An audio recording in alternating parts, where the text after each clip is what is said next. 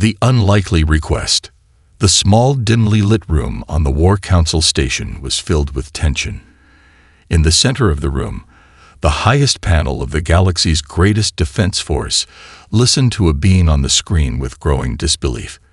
This being, Commander Elva, had a look of both pride and anxiety on their face as they recounted a series of unexpected events that had saved an entire sector from destruction. The voice of the panel leader was a low rumble, trying to process the words just spoken. "Are you saying that humans, mere civilians, somehow stopped a war band of over 100 ships with nothing but ingenuity?" Commander Elva's eyes flickered to the side, and they nodded slowly, bracing for the full weight of their next statement. "Yes, humans. I can't explain it, but we didn't know who else to turn to. In a desperate moment, they helped us in a way that defies everything we thought we knew about their species." As the story unfolded, the aliens sitting on the panel exchanged puzzled glances. Humans, a species that many considered primitive and incapable of interstellar travel, had taken on an impossible challenge. They were pulled from their homeworld without understanding the full consequences and were brought into a deadly conflict. However, rather than succumbing to fear, these humans managed to turn the tables on their enemies, using not weapons but creativity and resourcefulness. Elva's recount of the events began on the distant mining outpost of a gas giant named Nerin, a seemingly insignificant place in the grand scheme of the galaxy. The station's distress call had gone unnoticed by most of the galactic community, and a warband of ruthless raiders was closing in. There were no forces left to defend the station, no reinforcements that would make it in time. The council had deemed the situation too risky and dismissed the request for help. Desperate, Commander Elva turned to an unlikely source, the humans. Elva explained how, after many failed attempts to communicate with other species, they had stumbled upon a human transport ship passing by. The humans, seemingly unimpressed by the advanced technology around them, had agreed to help. 4 individuals had stepped forward, each with unique skills, ranging from mechanics to former military specialists. With minimal preparation, the humans were entrusted with an array of gadgets and devices, many of which were alien to them. But it was not the alien technology that saved the day. It was their ability to improvise, to use whatever was available, to make something out of nothing. Elva spoke in awe as they detailed how the humans created weapons from scrap, how they revived ancient ships from the debris field of Nerin, and how they used everything at their disposal to give the outpost a fighting chance. The room was silent as the highest panel tried to comprehend the magnitude of what they had just heard. How could it be? How could these humans, who were considered backward and primitive by so many, rise to the challenge in such an extraordinary way? "I assure you, there were no casualties," Elva continued, their voice trembling with the weight of their next words. "The humans didn't just stop the warband. They made them surrender. With no weapons, no advanced technology, only their will and creativity." The desperate gamble. Commander Elva sat back in the worn chair, their eyes glimmering with a mix of disbelief and admiration as they continued recounting the humans' incredible actions. The panel, now fully engrossed, leaned forward in unison, the silence in the room thick with anticipation. The story that Elva was about to share had already shifted the understanding of humanity for the highest-ranking officers in the Defense Force. But what came next would defy their expectations even more. "We had no choice." Elva's voice cracked slightly. "We were on the brink of extinction, or worse, subjugation. The warband was relentless. Our systems were crumbling. Our backup request was denied. We were left with nothing but the desperate hope that someone might hear our distress call. And then, the humans came." The alien panel members exchanged glances. These were beings that had once thought they understood the full scope of war. Tactics, technology, strategy. But what they were hearing made them question everything. A species so young and seemingly undeveloped had not only been able to survive a warband's assault, they had shown ingenuity that was impossible to ignore. Commander Elva's mind raced back to the day they had made contact with the humans. It had been a last-ditch effort, their only option after the emergency protocols had failed. With nothing left to lose, Elva's crew had set a course for Earth, hoping against hope that they could find someone, anyone, who could help. We didn't have time for diplomacy. We didn't have time for formal negotiations. Elva continued. We needed action. So we launched a reconnaissance mission to Earth. It was a small crew, just a handful of individuals who could barely speak their language, let alone understand their culture. But when we got there, we found something that still amazes me. Humans who were willing to help. No questions asked. The council members leaned forward, their curiosity piqued. A foreign species willing to come to the aid of another without hesitation was almost unheard of. But these humans, Elva explained, weren't just any ordinary individuals. They were people who had experienced hardship, who had faced challenges, and never backed down. And when they were approached, they didn't flinch. They didn't even blink. They agreed immediately to help, knowing full well they would be thrown into the unknown. They came from different walks of life. Elva continued, their eyes narrowing as they recalled the humans they had met. A former military officer, an engineer, a mechanic, and a scientist. The first few humans we approached rejected the offer outright. Some panicked, some were simply too afraid. But then we found them. These 4 individuals who were not only calm but eager. Their leader, Jack, was a man who exuded confidence despite the overwhelming odds. His words were simple, but they resonated with all of us. If you need help, you've got it.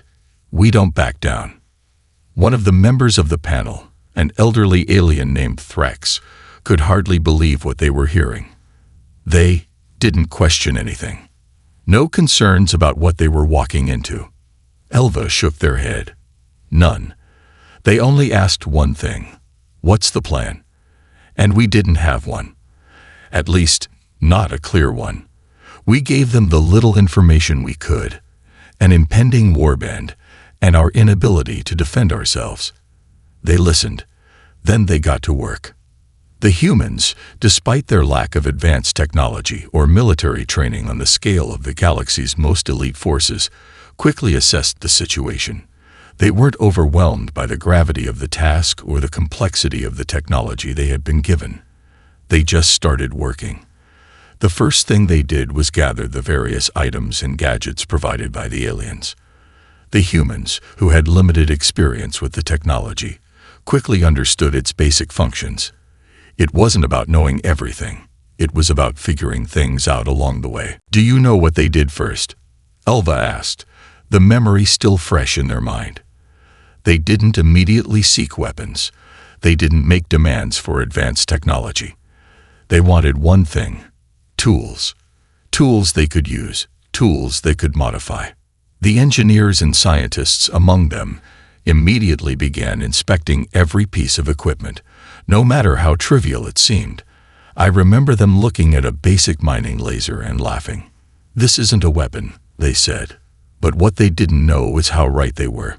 It wasn't just a mining laser to them. It became a way to channel power, a means to defend what we couldn't. The humans wasted no time. In just a few hours, they were taking the older equipment and turning it into a makeshift fortress. Their engineering skills, honed on Earth through years of necessity, were transformed into tools of war. They revived outdated colony ships, dug through mountains of debris to salvage what others would have discarded, and crafted makeshift weaponry with a focus on efficiency. Nothing was left to waste. The humans didn't just repair the ships, they repurposed them. They turned ordinary tools into mechanisms of survival. A simple wrench became part of a makeshift gun. A broken engine part became a device for creating electrical shields. The humans transformed everything around them into something functional and valuable. The skills they had learned on Earth, the same resilience that had allowed them to thrive on a harsh planet, became their greatest strength. At first, we didn't understand why they kept referring to everything as a potential weapon. Elva admitted, shaking their head. But now I see it. To the humans, anything can be a weapon. It's not just about destruction. It's about using what you have, turning it into something that can help you survive. They showed us that weapons aren't always about firepower. Sometimes they're about ingenuity, resourcefulness, and knowing how to make something out of nothing. As the hours passed, the humans did more than just prepare for battle. They developed a strategy that the aliens had never considered. They realized that the warband's strength lay not in numbers, but in their ability to overwhelm weaker opponents quickly. The humans, instead of trying to fight fire with fire, decided to outsmart the raiders. They began to use the debris field as a cover, hiding in plain sight. They used outdated rift engines, weapons that were far behind the warband's technology, to create a false signal. It was a tactic born of necessity but refined by their creativity. And in a matter of hours, the humans had transformed a hopeless situation into one full of potential. It wasn't just a defensive plan, it was a counterattack. The humans weren't simply trying to survive, they were planning to take the fight to the enemy.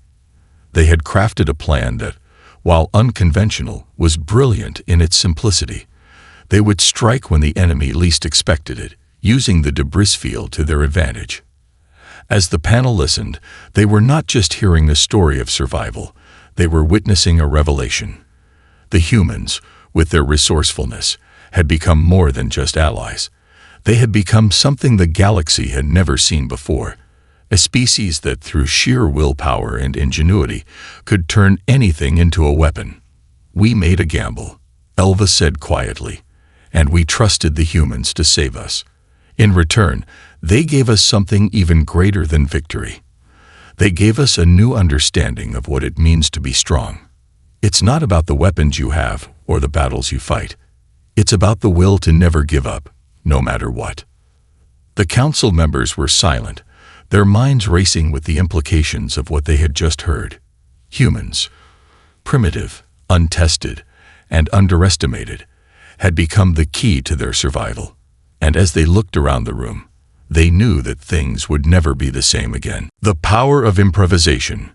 As Commander Elva continued to narrate the astounding events, the room fell even deeper into silence.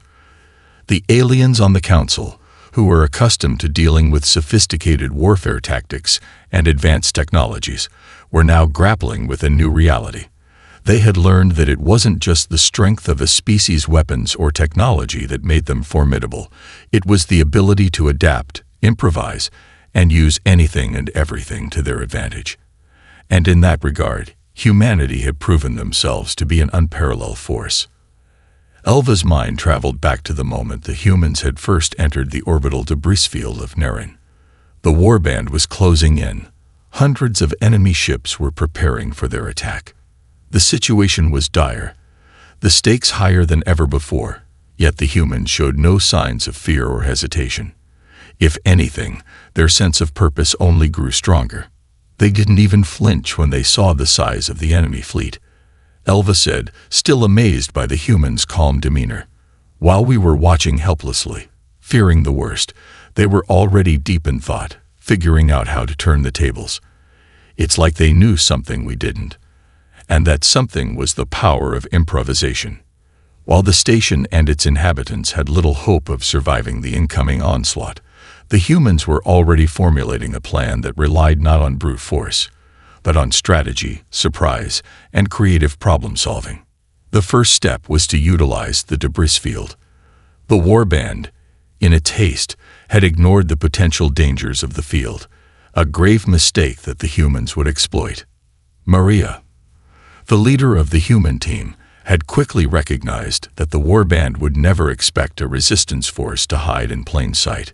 She ordered the crew to scatter, to camouflage themselves within the wreckage, using the pieces of destroyed ships and ancient tech as cover. But this wasn't just about hiding. It was about using the wreckage to create new weapons, new tools, and most importantly, new tactics. We watched them take control of the debris field with the same precision they'd applied to every task before. Elva continued, shaking their head in awe. The humans didn't just take shelter. They started repurposing every piece of wreckage into something useful. It wasn't about conventional weaponry. It was about using whatever they had at hand. A piece of scrap metal became a shield. An old laser module, once used for mining, became a makeshift cannon. Broken engines were reassembled into energy converters to power their ship's defensive systems. As the hours passed, Elva watched in disbelief as the humans turned the seemingly impossible into reality. Their ship, which had once been a relic of a bygone era, was now an imposing presence in the debris field. The ship's engines roared to life, powered not by advanced fuel cells or alien technology, but by the raw, salvaged parts the humans had managed to cobble together. The warband had no idea what was coming for them. The humans had learned to use what they could find, adapting the tools and technology of the alien species to fit their own needs. It was as if they had no concept of limits. A piece of scrap metal, a broken circuit, an old piece of equipment. Nothing was ever just what it seemed. Everything had a purpose in the hands of the humans. The very idea of resourcefulness became their weapon. One of the council members, an alien named Brack, who had witnessed countless battles throughout the galaxy, could hardly contain their disbelief. Are you telling me that these humans, with no advanced weapons, managed to create their own defense systems from nothing? How did they even know how to do that? Elva nodded, a deep sense of respect in their voice. It wasn't about knowing how to use the technology. It was about the mindset. The humans didn't see limitations. They saw possibilities. When they looked at that debris field, they didn't see wreckage. They saw potential. It wasn't about the technology they had. It was about the way they thought. The mindset of using anything as a tool, as a weapon, and then turning it into something greater. That's what made them dangerous. As the humans worked tirelessly, their efforts began to show results. They had successfully adapted to the hostile environment of the debris field, making the most of their surroundings. They used the debris not only for shelter and concealment, but as part of their offensive strategy. The warband, believing they were facing a hopelessly outmatched foe, had no idea that the humans were setting traps, preparing to strike when they least expected it. Commander Elva recalled how Jack, the human military officer, had insisted on using the station's broadcasting system to send out false signals. "We need to confuse them," he had said. "If we can't stop them with firepower, we'll stop them with misdirection." The humans didn't just rely on the physical tools they had. They used their intelligence to manipulate the warband's perception. They began broadcasting fake distress signals, simulating weaker ships in different parts of the system. Meanwhile, the humans had already set up a series of makeshift defenses that relied on electronic warfare, hacking the warband's communications and scrambling their tracking systems. In doing so, they disrupted the warband's ability to coordinate and act with the precision they were known for. The humans had not only turned the debris field into a haven, they had turned it into a trap. But perhaps the most astonishing part of the human strategy was how they used the environment itself as a weapon. Naren's volatile atmosphere was a dangerous, unpredictable factor that could work against them, but the humans saw it differently. They realized that the gas storms and atmospheric pressure could be used to their advantage. Maria, ever the strategist, suggested using the natural turbulence in Naren's atmosphere to destabilize the warband's ships. It wasn't a direct attack, but it was genius in its simplicity. By creating waves of interference with the atmosphere and using their ship as a transmitter, the humans created localized disruptions that threw the warband's ships off course. In a matter of hours, the warband's navigation systems were all but useless. That's when the real magic happened, Elva said, their voice quiet but filled with awe. We watched as the warband ships began to lose their formation, to break apart in confusion. Some of them began firing blindly into the debris field, not realizing they were wasting resources on an invisible enemy. And then the humans went in for the kill. Elva recounted how, in a move that defied all expectation, the humans' colony ship, a ship that had once been a forgotten relic, was turned into a formidable weapon. Using all the modifications they had made to it, They engaged the warband's fleet with incredible speed and precision. The ship, which had once been slow and outdated, now moved through the debris field with the agility of a modern fighter. And in that moment, the warband realized they were not facing a helpless species. They were facing something far worse, an enemy that would stop at nothing to survive. The humans didn't need overwhelming firepower to win.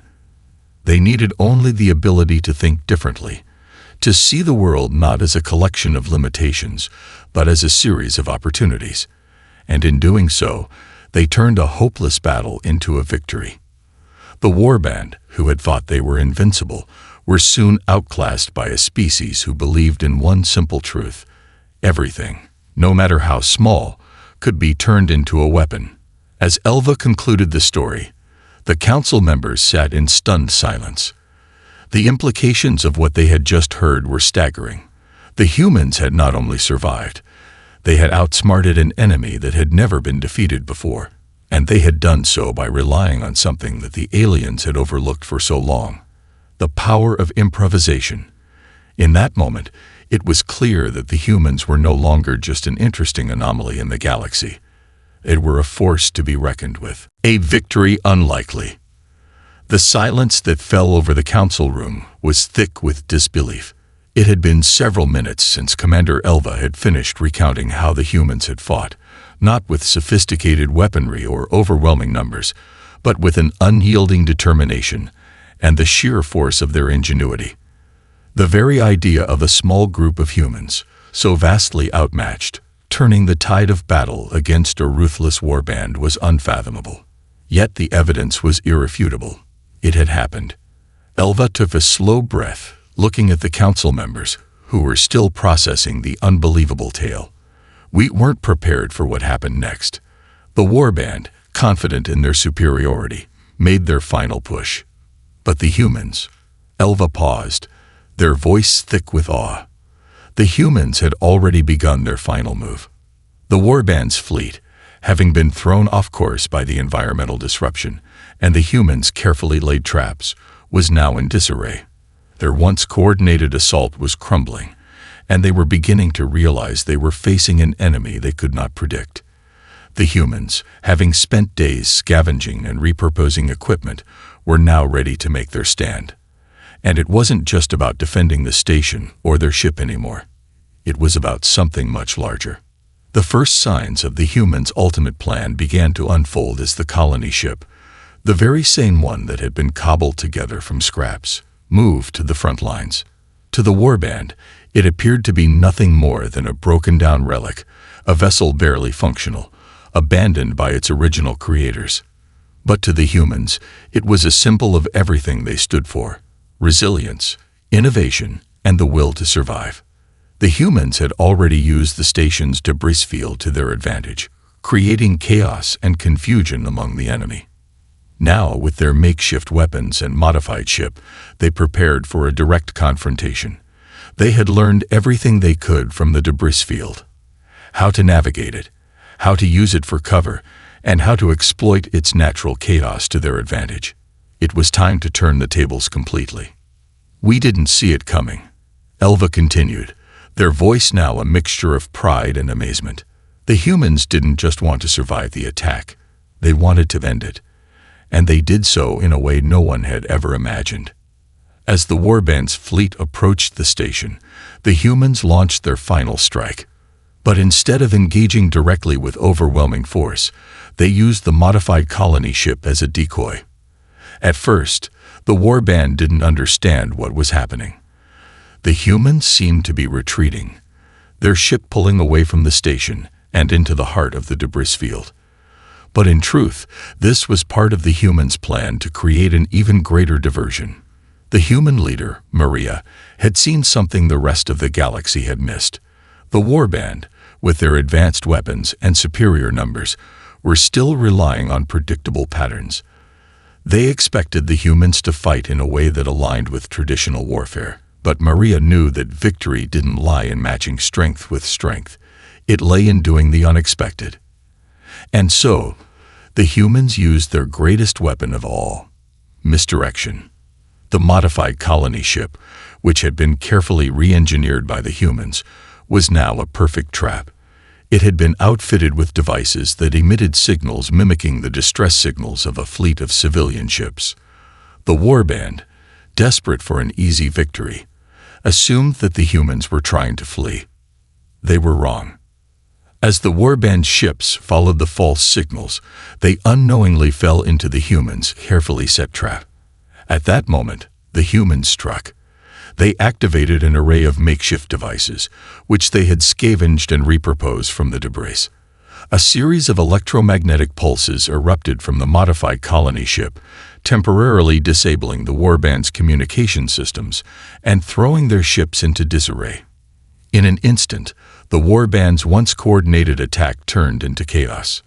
The warband commanders scrambled to regain control, but they were too late. The humans had already set in motion their final phase of the plan. The colony ship, now a powerhouse of improvised technology, became the core of the offensive. The humans had used the power of the gas giant's volatile atmosphere to fuel their weapon systems. The very same turbulence that the warband had dismissed as a hindrance was now being harnessed as a weapon. The humans had tapped into the unstable gases surrounding Nerin, using them as a medium for energy transfer, amplifying the impact of their makeshift weaponry. With pinpoint accuracy, the humans launched an energy wave that reverberated across the warband's fleet. It wasn't a direct attack. Instead, the energy wave created a shockwave that interfered with the warband's ship systems. The results were instantaneous.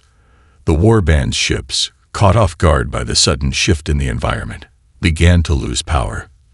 Their engines sputtered, and their communication systems failed. What had been a fearsome fleet of warships was now a floating mass of confused, immobilized vessels.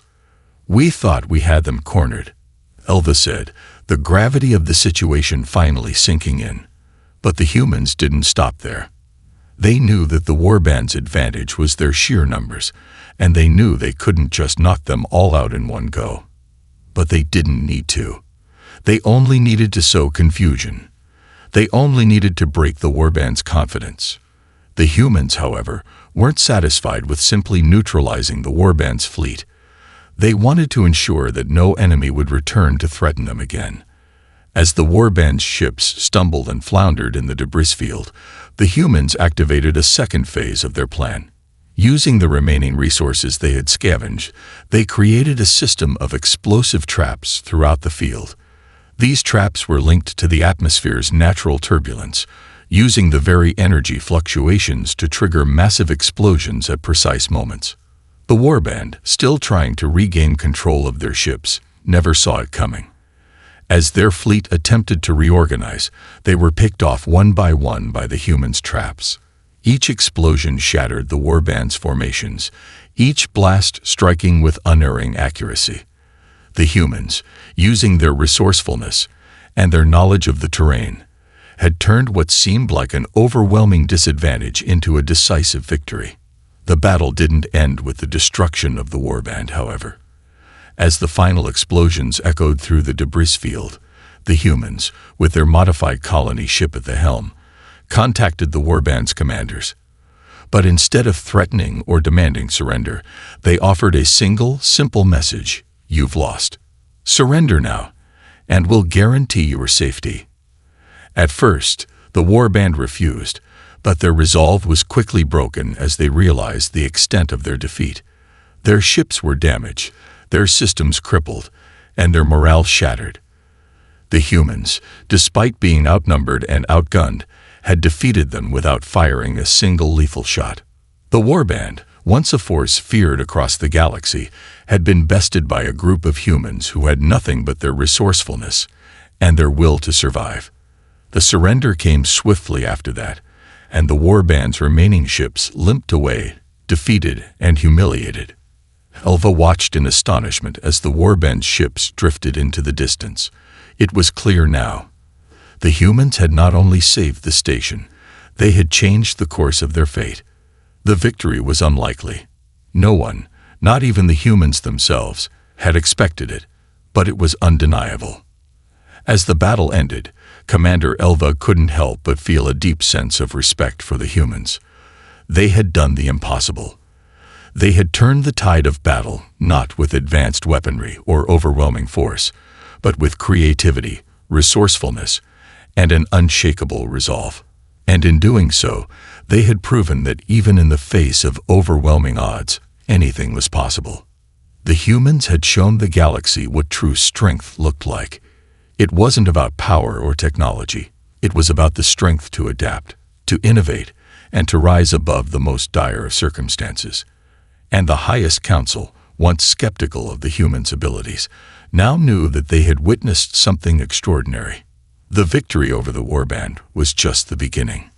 The message was clear. Humans were a force unlike any other, and the galaxy would never look at them the same way again. The aftermath. The echoes of the final explosion had barely subsided when Commander Elva and their team began to realize the full extent of the humans' victory. The once formidable warband, feared across several sectors of the galaxy, had been utterly defeated by a group of human civilians, using nothing but their resourcefulness, creativity, and determination. It was a victory that defied all expectations. But while the destruction of the warband was a monumental achievement, what followed was an even greater revelation. As the debris settled and the lights of the station flickered back on, the atmosphere was thick with disbelief. Elva had been with their people through countless battles, seen powerful fleets crumble, and watched as entire civilizations had either fallen or adapted to the unrelenting nature of war. But this was different. The humans had done something that not even the most advanced species had been able to do. Turn what should have been certain defeat into an unexpected victory. "Did you see that?" Elva asked their second-in-command, still trying to process what had just unfolded. "We didn't just survive, we won. And it wasn't because we had superior technology or firepower. It was because we had these humans, these creatures who knew how to turn everything into a weapon." The warband, which had arrived in full force, now drifted in silence, crippled, confused, and disorganized. Their pride had been shattered, their reputation destroyed. No longer were they the unstoppable force they had once been. Instead, they were left to lick their wounds, unsure of how to respond to an enemy they could not understand. The humans, who had once been seen as insignificant, were now the ones dictating the terms of the battle. It was a humbling sight for the defense forces, and even more so for the warband itself. The question that lingered in the minds of all who had witnessed this battle was simple: how did they do it? But the answer, as Commander Elva would soon discover, wasn't just in the tools or the gadgets the humans had used.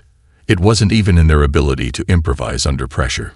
It was in something much deeper, a fundamental understanding of what it meant to survive, to adapt, and to turn adversity into opportunity.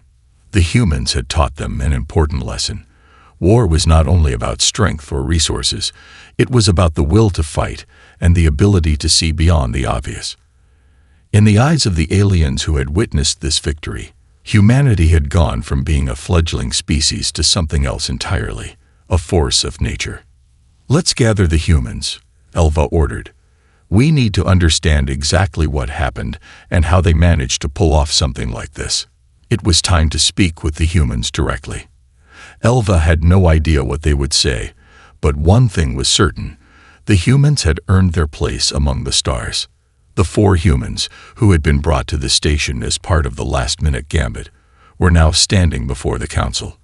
They didn't seem impressed by the grandeur of the meeting room, nor did they seem overwhelmed by the importance of the council members who now sat before them.